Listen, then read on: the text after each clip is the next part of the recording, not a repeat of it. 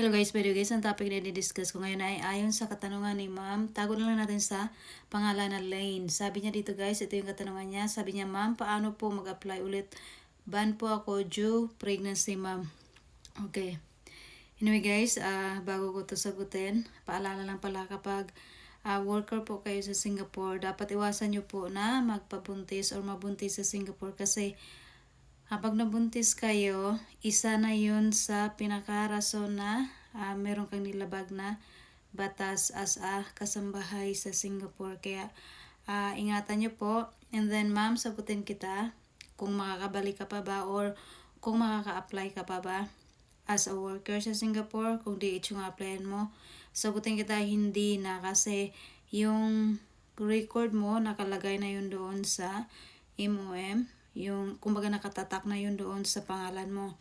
Ngayon, kung mag-a-apply ka, makikita ng agency yan, yung record mo, at saka hindi ka na rin ma-i-issuehan ng working permit as a DH. Kaya, dapat guys, kung worker ka sa Singapore as DH, mag-ingat talaga dapat. Ingatan ang pangalan.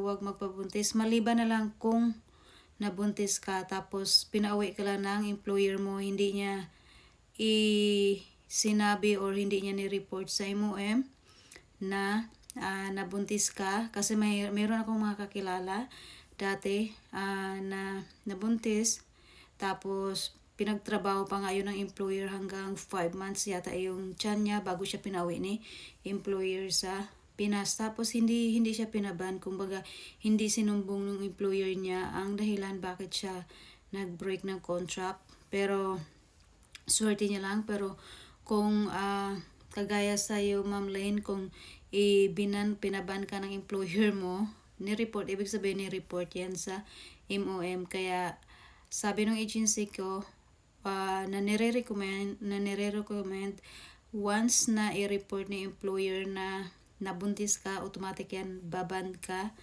Hindi ka na makakabalik as a worker sa Singapore. Wala na rin sa'yo kukuha na employer kasi nga hindi na i-approve yung working permit mo as a kasambahay kung gusto mo mag-apply pa Singapore as a worker. Okay, sana nasagot ko yung katanungan mo.